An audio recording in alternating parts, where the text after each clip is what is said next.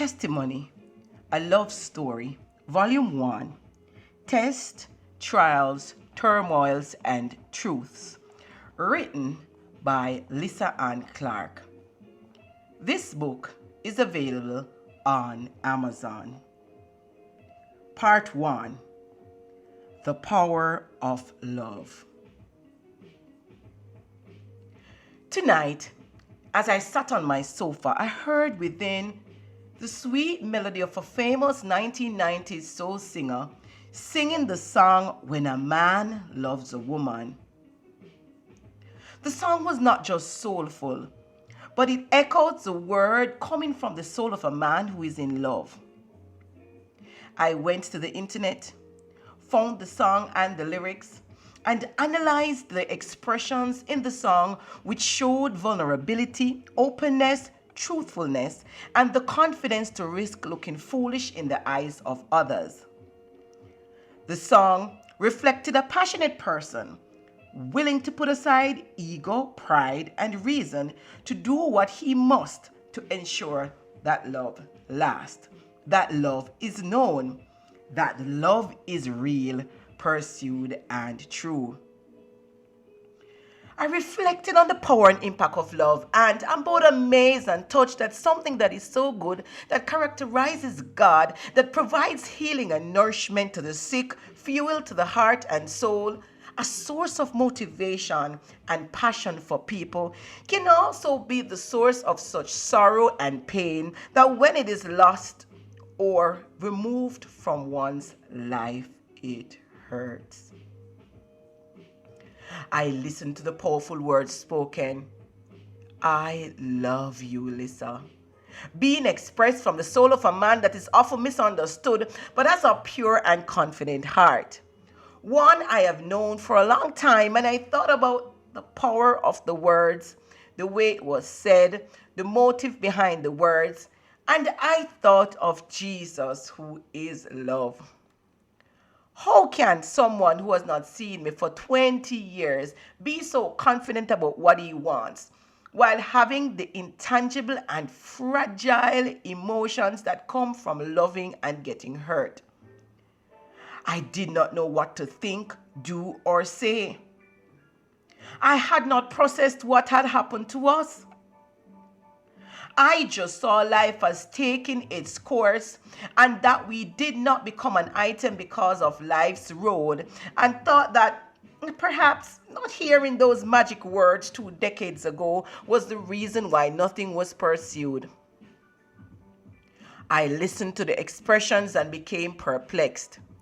What is this, I thought? The timing could not be any worse. I had been through enough. I was broken. I had a broken heart, and I had no idea if it could ever be mended. The timing to hear all this is so off, I thought. Why didn't this happen when I was really longing for a life partner to have children with and to grow and build a life together? What is this that has shown itself during a time of chaos and brokenness? And that was when I heard the voice say, "Don't worry. He has a good heart." However, I was very hesitant. I was a woman on purpose journey, and I needed not the distractions from my mission. However, I yearned for companionship, friendship, intimacy, and love. I needed someone who is rational, supportive, non-judgmental, and caring. One who would know what I need and cater to that need tangibly and intangibly. To stand by me in times of crises and make me laugh. To help me up when I am low so I can shine again. I was a weak and broken woman. I was receiving deliverance from hurt, rejection, bad news, depression, generational curses, and reprisal attacks from intercessions done for others. I did not think I would hear those words again for a long time, but I did. "I love you, Lisa Ann," he said. "If we do not get to be together, remember that I will always love you because you hold a special place in my heart." As he said this, tears rolled down my face. What is this, I thought? Memories and emotions shared 20 years ago resurfaced and I began to cry. I cried for him. I cried for me. I cried for love lost. I cried for the children we could have had and the fun we missed. I cried because of ignorance and for us not being bold when we were younger. I cried because I had no clue he felt that way about me. He always made me happy. We had chemistry. We were so carefree together and did not have the pressures of life complicating our relationship. What we had was a moment in time that was priceless, honorable, special, to be cherished. What we had was love in its purest form, basic and innocent. I thought perhaps it might have been infatuation as we were young, and I wondered why did he not search for me as we had no closure. And even then, we didn't realize the power of a soul connection. So many years have gone by. I wondered what habits have been ingrained. How flexible or adaptable is he? Has he changed? Will he support my dreams? I wondered if we quite possibly have grown apart. Do we now share similar interests? Has he gotten complacent or is he motivated now to go after the things that he wants? Will he easily back down or fight for what can be quite possibly a life-changing experience? Will he this time make the decision to choose love? Actions speak louder than words. And don't you ever love a man who doesn't love you more than you love him. Is that so?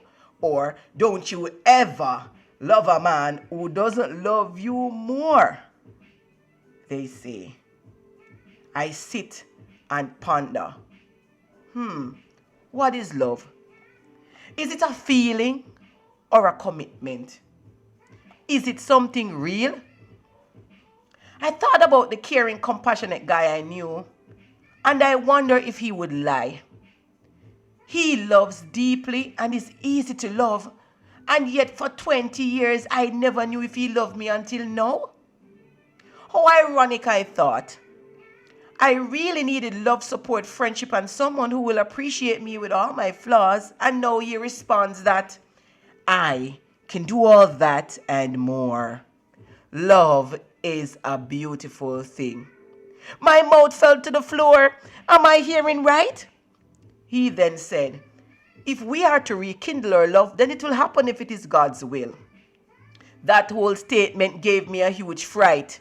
Is this a faith expression from a non-Christian, I thought? That statement I must have misread. I always think about you, Lisanne. Even though we were not communicating, I never forgot about you. And all sorts of things are running through my body right now. I started to bombard him with questions. Are you? Will you? What are? And then I said, not everyone can manage a prophetic spouse. I do crazy stuff in prayer through the Holy Spirit. You would need the patience of Job. Ha! I bust big gun and draw a sword, throw a grenade, make weird sound, move in different realms. To this, I expected pure silence or a disconnected line, as I didn't expect a non-Christian to be not judgmental about unforeseen prophetic matters. However, he responded, I believe. I am happy you found your purpose. I nearly fell off my chair. What? No condemnation?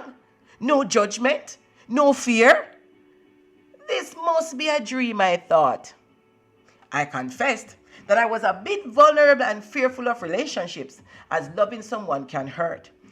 I was wrestling with putting up walls to ensure my safety. Too soon, I thought. Poor timing. Why no, Lord? He responded to my statement.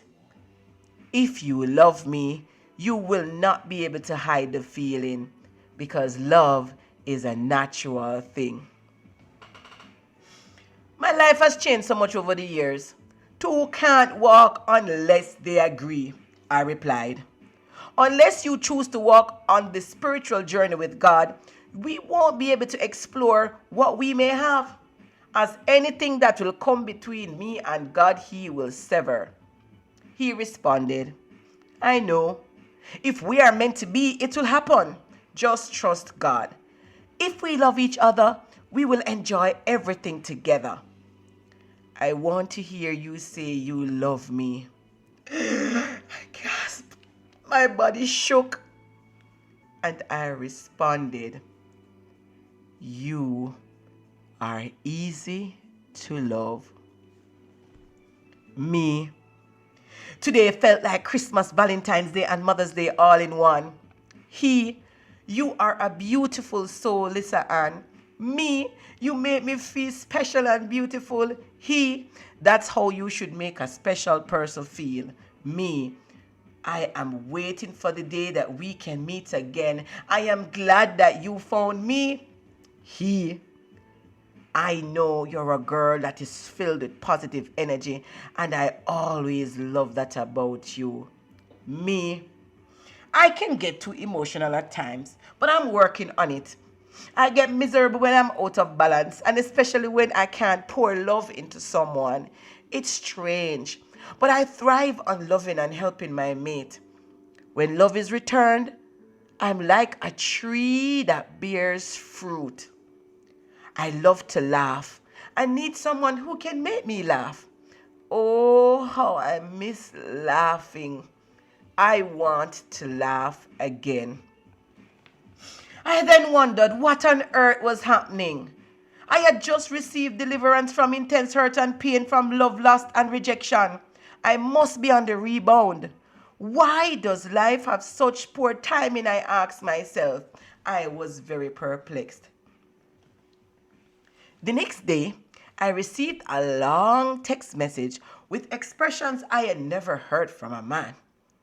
The note was filled with emotions, expressed desires, and a word of hope for the future. I was moved to tears and replied to his message, to which he responded, when I read your message, I felt something move throughout my body. Immediately after reading his response, the left side of my hand felt paralyzed. A strange tingly feeling hit me and I shook like a leaf. I started crying again. I actually liked what I was experiencing. It was strange, yet it was good. And he replied, Lisa, that is called love. Me, I don't know what to do. You raise the dead, mash up my head and have me all confused. I would love to be the one your soul pines for, hope for, and absolutely loves. It really means a lot to hear you say I love you. Love is a beautiful thing. It's just a pity when two people love each other are not together and might not ever be together. But love is a beautiful thing. I love you, Lisa Ann, and will always love you. Me. You move me to tears. That is true and genuine love, hon. What is happening between us is truly magical. Love is powerful. While faith is important, our free will has a significant impact on what happens in our lives.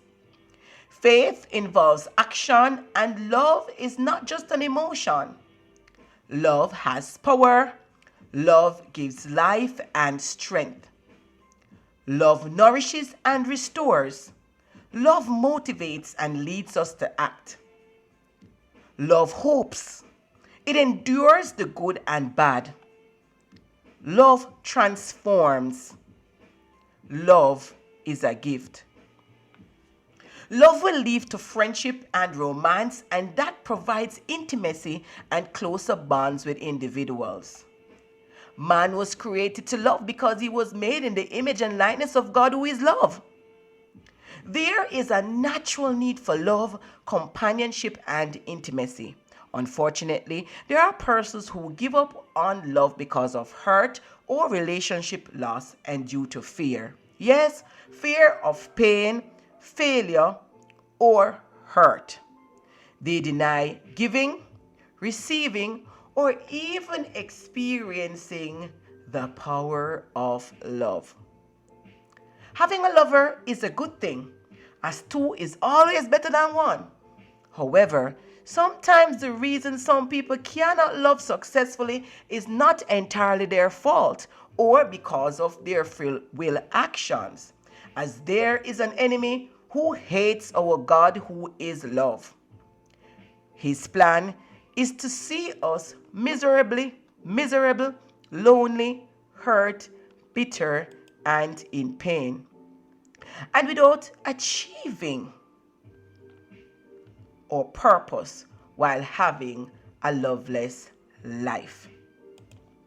Thank God that Jesus, the lover of our soul, defeated that enemy at the cross, and he makes victory possible in all areas of our life, including love. This is an excerpt from the book Testimony, a Love Story. You can find this book on Amazon.com or any Amazon related site that sells Kindle or paperback books. Just search for the author, Lyssa-Ann Clark. Enjoy your read. You'll definitely learn about the power of love. Happy reading.